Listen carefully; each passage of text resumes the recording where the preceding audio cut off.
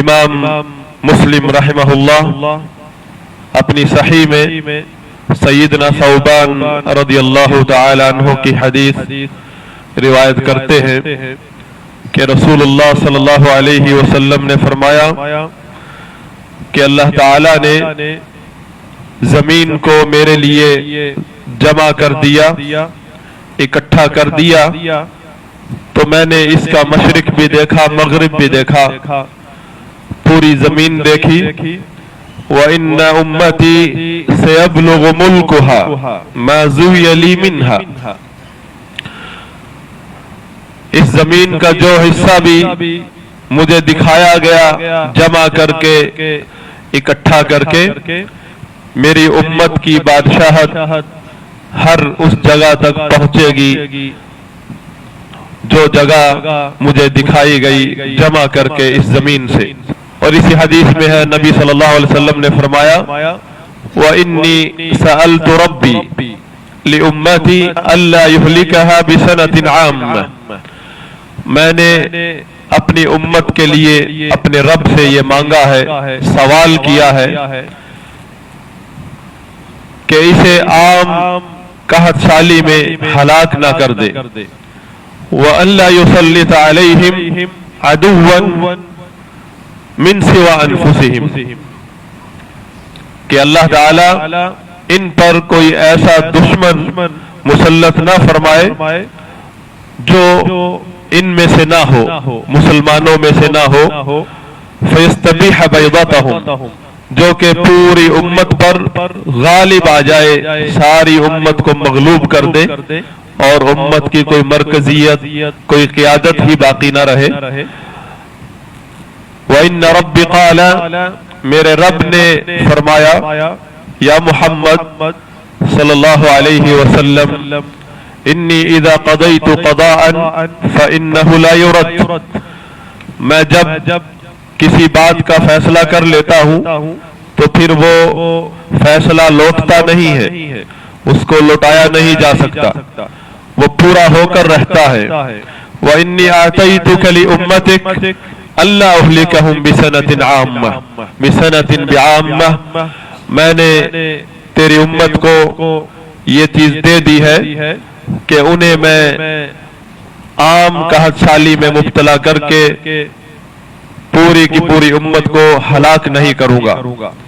وَأَلَّا أُسَلِّطَ عَلَيْهِمْ عَدُوًّا مِنْ سِوَى أَنفُسِهِمْ، اور ان کے باہر کا دشمن، غیر مسلم دشمن کو ان پر اس طرح مسلط نہیں کروں گا فَيَسْتَبِيحَ بَيْضَتَهُمْ، کہ وہ پوری امت کی مرکزیت، جامعیت، قیادت کو ختم کر کے غالب ہو جائے۔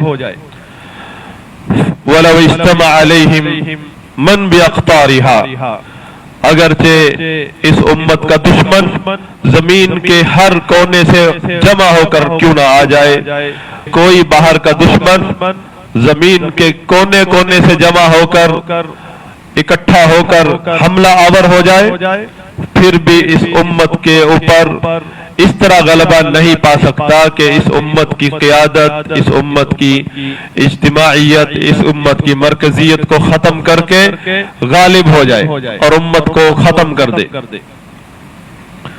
حتی یکون بعضهم یہلک بعضا، الا یہ کہ یہ ایک دوسرے کو ہلاک کرے، وَيَسْبِ بَعْضُهُمْ بَعْضًا، ایک دوسرے کی عورتوں کو باندیاں بنائے، یہ فتنہ ان کے اندر رہے گا۔ لیکن دشمن باہر کا، غیر مسلم کافر دشمن اس طرح تسلط حاصل نہیں کر سکتا کہ وہ پوری امت کو ختم کر دے، پوری امت کی قیادت کو، مرکزیت کو ختم کر کے پوری امت کو مغلوب کر دے۔ اور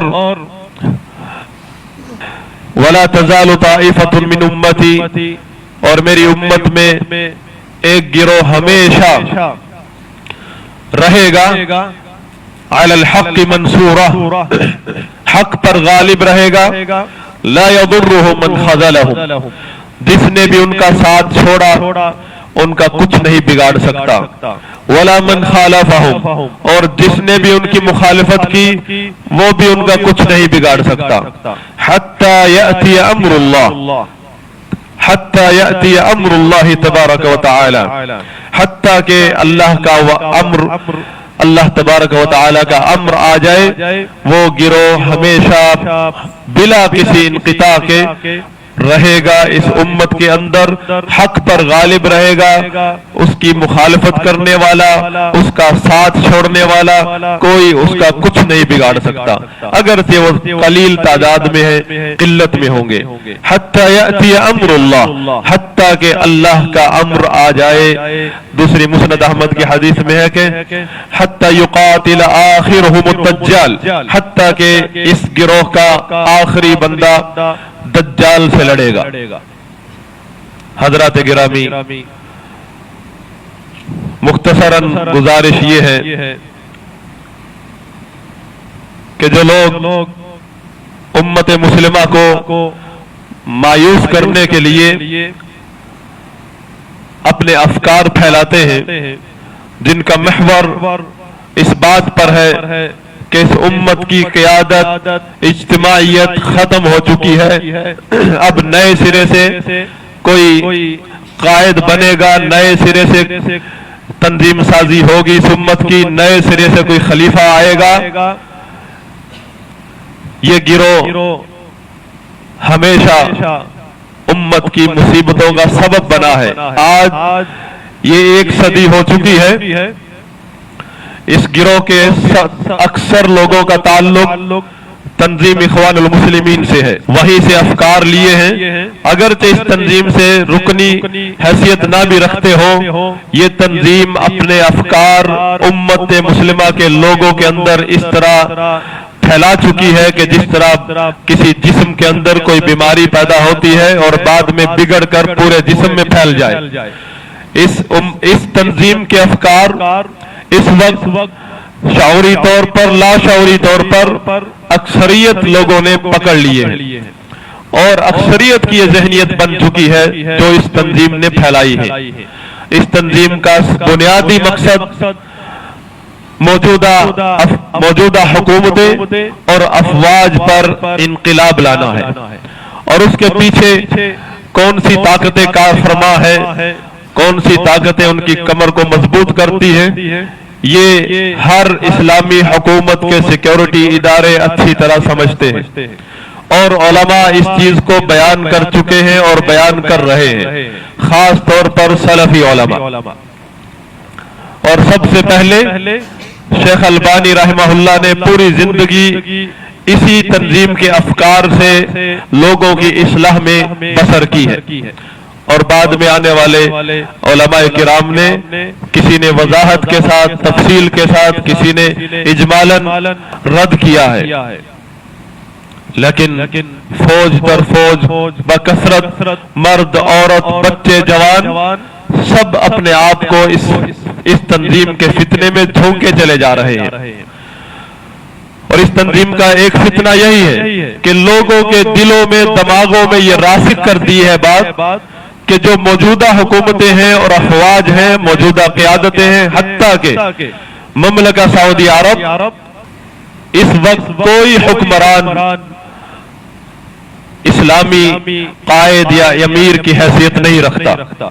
یہ سوچ اس تنظیم نے دی ہے، اور یہی بنیادی سوچ خوارج کی ہے، اور اللہ کے اس وعدے کے خلاف ہے کہ جس میں اللہ تعالیٰ نے امت کی قیادت، اجتماعیت کو ہر وقت برقرار رکھنے کا وعدہ کیا ہے.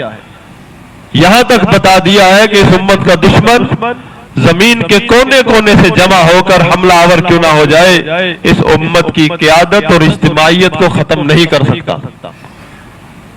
یہ تو وہ حدیث ہے جس میں بشارت ہے اس امت مسلمہ کے لیے کہ مستقبل اور حاضر بھی اس امت کا ہے. لیکن جس نے یہ بات سمجھ لی، ان تنصر اللہ ینصرکم، تم اگر اللہ کی مدد کرو گے اللہ تمہاری مدد کرے گا، وَيَثَبِّتْ أَقْدَامَكُمْ، اور تمہیں ثابت قدم کرے گا. لیکن ہماری اکثریت ہماری اکثریت اپنی مدد چاہتی ہے، اپنی مدد کرنا چاہتی ہے، اللہ کے دین کی مدد نہیں چاہتی۔ اللہ کے دین کی مدد تو یہ ہے کہ جب اللہ کے رسول کسی کام کی طرف، بات کی طرف، عقیدے کی طرف، عمل کی طرف بلائے تو آپ سبقت لے جائیں، ایک دوسرے پر سبقت لے جائیں۔ عقیدہ ہے، توحید ہے، عمل ہے، فرائض کی ادائیگی ہے کہ اللہ کے رسول صلی اللہ علیہ وسلم کی تعلیمات کو اپنا لو، اپنے اوپر، اپنے گھر میں، اپنے جہاں تک آپ کا دائرہ اختیار ہے سب جگہ نافذ کر دو۔ ہم اپنے دائرہ اختیار میں اپنی منمانی کرنا چاہتے ہیں اور دوسرے کو چاہتے ہیں کہ وہ اسلام نافذ کرے۔ فجر کے وقت کس کی غلامی میں ہوتے ہیں ہم کہ ہمیں مسجد سے آنے سے وہ آقا روکتا ہے؟ جب جماعت کھڑی ہوتی ہے اس وقت کس کے غلام ہوتے ہیں؟ جب جماعت میں شرکت سے وہ روکتا ہے، اس وقت اسلام غالب کیا ہے آپ نے یا اپنے آپ کو غالب کیا ہے؟ اور یہی حال ہمارا تمام ان جلسوں، ریلیوں اور انقلابات کی دعوتوں میں ہے۔ سب کا مقصد نصرت انفس، اپنے آپ کو غلبہ دینا ہے، اپنے آپ کو مضبوط کرنا ہے۔ اللہ کا دین مضبوط کرنے کے لیے یہ سب کچھ کرنے کی ضرورت نہیں، کیونکہ غلبے کی بات جب آتی ہے وہ تلک الایام نداولها بین الناس، کہ اللہ تعالیٰ کا یہ نظام ہے، اس کی ربوبیت ہے کہ وہ جس کو چاہے غالب کر دے، جس کو چاہے مغلوب کر دے۔ دن پھیرتا ہے، کبھی نیک لوگ مغلوب ہوتے ہیں اور برے لوگ غالب ہوتے ہیں، اور پھر والعاقبۃ للمتقین، لیکن یہ بتا دیا ہے انجام غلبہ بالآخر متقی لوگوں کا ہے۔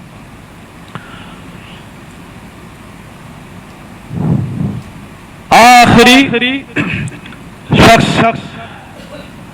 جو دجال سے لڑے گا، اس کے آنے تک نبی صلی اللہ علیہ وسلم نے اس امت کے غلبے کی بشارت دی ہے۔ اس غلبے کو اختیار کرنے کے لیے اکثریت کو چھوڑنا پڑے گا، ان لوگوں کا ساتھ دینا ہوگا جن کے بارے میں رسول اللہ صلی اللہ علیہ وسلم نے فرمایا ہے لا تزال طائفۃ من امتی، میری امت میں ایک گروہ ہمیشہ غالب رہے گا۔ اور اگر ہم اس میں دیکھیں، اس وقت تو ہر تنظیم، ہر گروہ، ہر برین واشر اس حدیث کو پڑھ کے لوگوں کو گمراہ کرتا ہے، اپنی طرف بلاتا ہے۔ ہم جن کتابوں میں یہ حدیث ہے، ائمہ حدیث نے کیا وضاحت فرمائی ہے؟ امام بخاری کے شیخ فرماتے ہیں ہم اہل العلم، اس سے مراد وہ گروہ جو ہے وہ اہل العلم کا ہے۔ امام اہل سنت احمد بن حنبل رحمہ اللہ نے فرمایا ان لم یکونوا اہل الحدیث فلا ادری من هم، اگر اس سے مراد وہ ائمہ حدیث نہیں ہے جو اہل سنت کے ائمہ کا درجہ رکھتے ہیں تو پھر میرے علم میں نہیں ہے کون ہے وہ، مطلب اس کے ان کے علاوہ ہو ہی نہیں سکتا کوئی۔ یہ دین کا غلبہ ہے کہ آپ ائمہ اہل سنت، ائمہ دین کے نقش قدم پر ان کے ساتھ جڑ کر زندگی بسر کریں، دین سیکھیں اور عمل کریں۔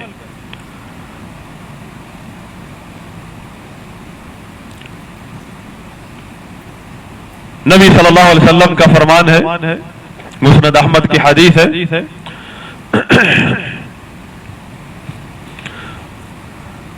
رسول اللہ صلی اللہ علیہ وسلم نے فرمایا تکون النبوۃ فیکم ما شاء اللہ ان تکون، نبوت جب تک اللہ چاہے گا تم میں قائم رہے گی۔ نبوت کا دور نبوت، اور اس میں قائد، سپہ سالار، اللہ کا رسول خاتم النبیین علیہ الصلوۃ والسلام ہے۔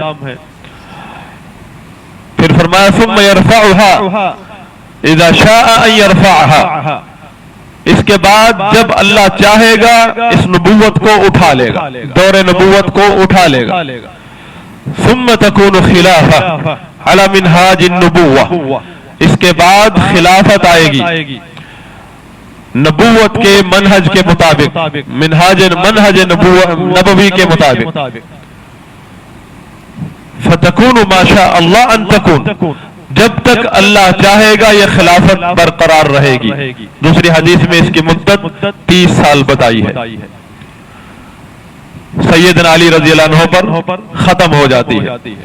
ثم يرفعها اذا شاء اللہ ان يرفعها، یہ بھی اللہ کی مشیت سے وقت ختم ہوگا۔ اس کا جو 30 سال مدت ہے وہ اللہ نے مقرر کی ہے، اس کا مقرر کرنا، اس کا ختم ہونا، اس کا شروع ہونا سب اللہ کی مشیت ہے۔ اس کے بعد فرمایا ثم تكون ملكا عاضا، اس کے بعد ایسی بادشاہت ہوگی جو کاٹ کھانے والی ہوگی۔ حضرات گرامی، ائمہ حدیث جب کوئی حدیث کسی بارے میں روایت کرتے ہیں تو اس کے دو طریقے ہوتے ہیں، ایک بالاختصار، ایک بالتفصیل۔ یہ حدیث مختصر ہے اور امام طبرانی رحمہ اللہ نے اس حدیث کے بعض حصے جو اس ترتیب میں آتے ہیں صحیح سند سے روایت کیے ہیں کہ خلافت راشدہ کے بعد کاٹ کھانے والی ملوکیت سے پہلے جو دور ہے، فرمایا ثم یکون ملکا ورحمہ، خلافت کے بعد 30 سالہ خلافت کے بعد بادشاہت ہوگی رحمت والی۔ مستدرک میں ہے سیدنا عمر بن خطاب رضی اللہ تعالیٰ عنہ فرماتے ہیں کہ ان اللہ بدأ هذا الامر حين بدأ بنبوۃ ورحمہ، اللہ تعالیٰ نے اس معاملے کو، یعنی مسلمانوں کا جو غلبہ ہے، قیادت ہے، حکومت ہے، اس کا آغاز دور نبوت سے کیا ہے جو کہ رحمت بھرا دور ہے۔ ثم يعود الى الخلافہ، اس کے بعد یہ دور نبوت خلافت میں تبدیل ہو جاتا ہے۔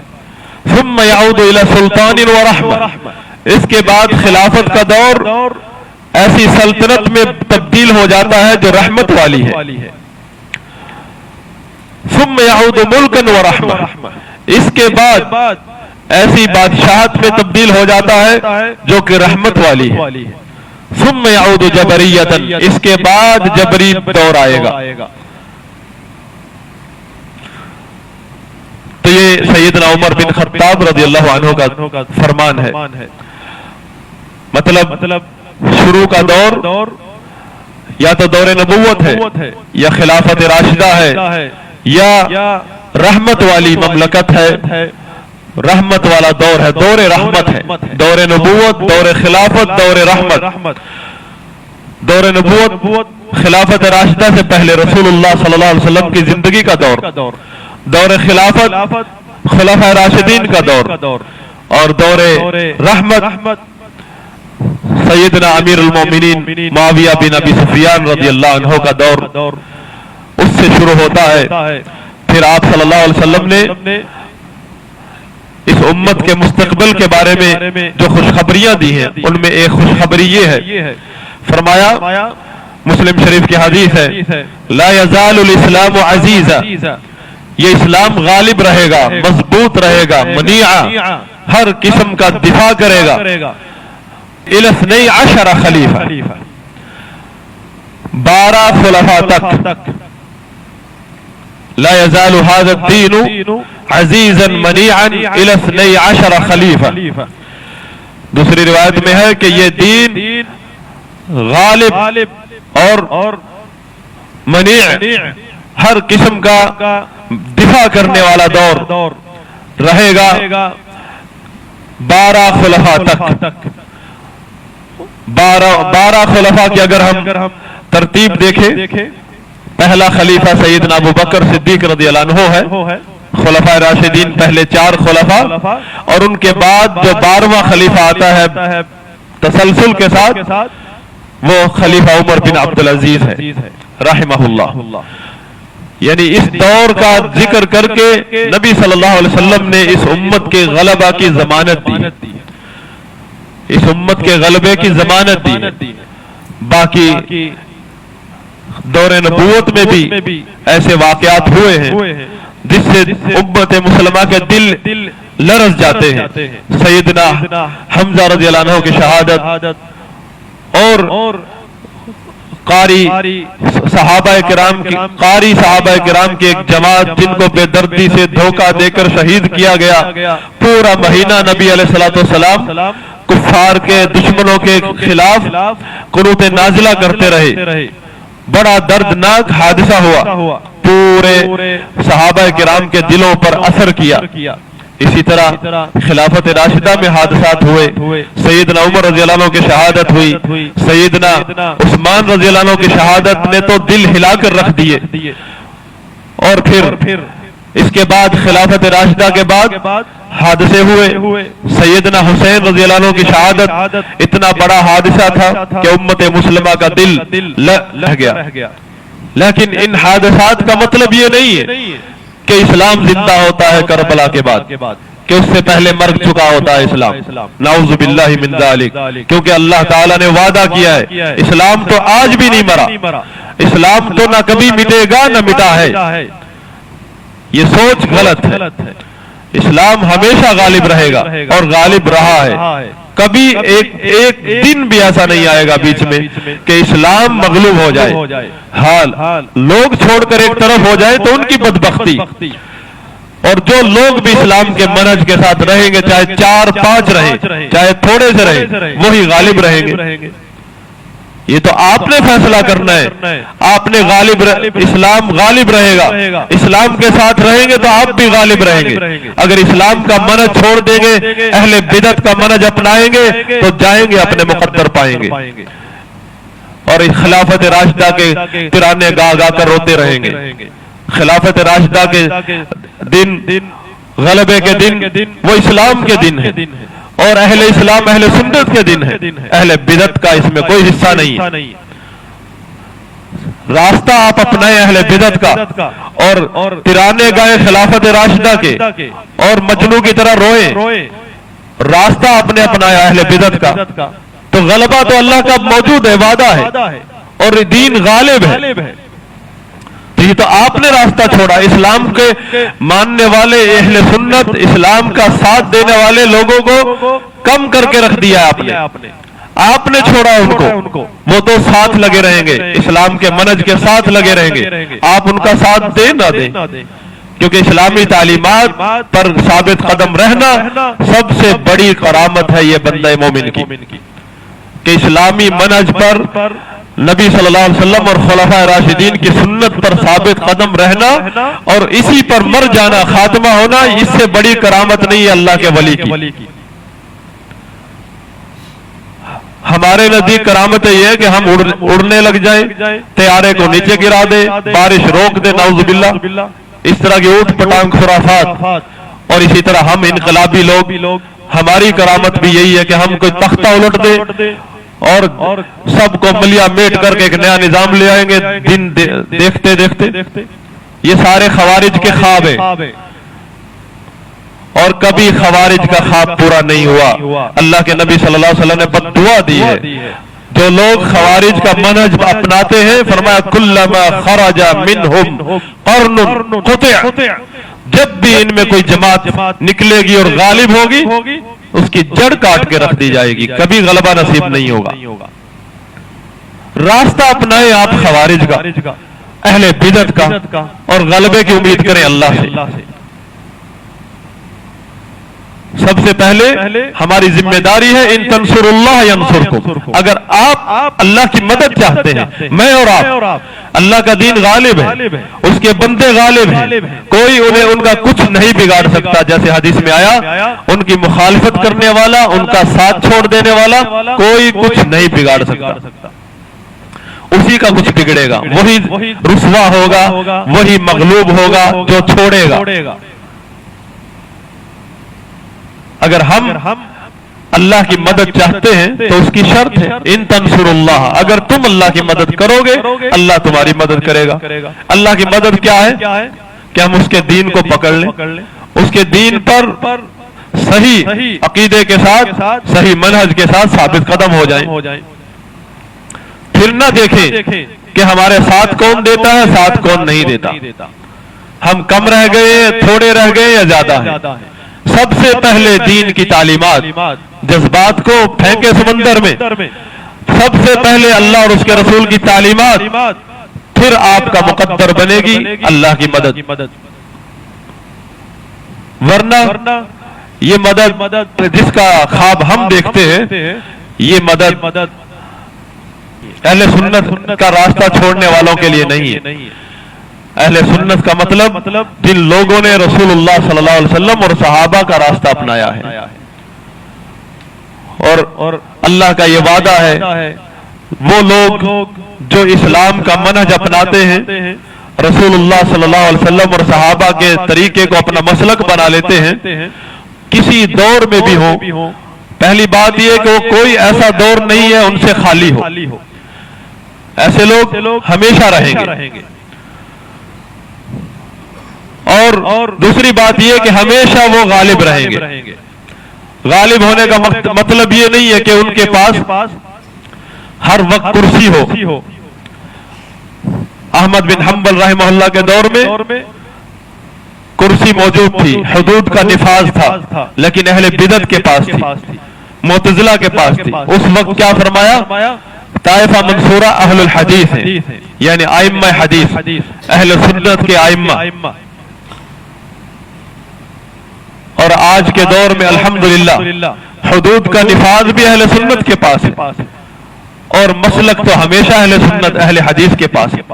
مملکہ سعودی عربیہ، اگر اس دور میں ہم یہ کہیں اگر وہ طائفہ منصورہ نہیں ہے تو پھر ہمیں نہیں معلوم کہ کہاں ہے اس دنیا میں کوئی طائفہ منصورہ کہ جن کا حدود کا نفاذ سے لے کر مسلک تک کتاب و سنت کی اتباع منہج ہے، اور اللہ کے لیے لڑنا، اعلاء کلمت اللہ کے لیے جہاد کرنا اور اسلام کا دفاع کرنا اولین منشور ہے، دستور ہے۔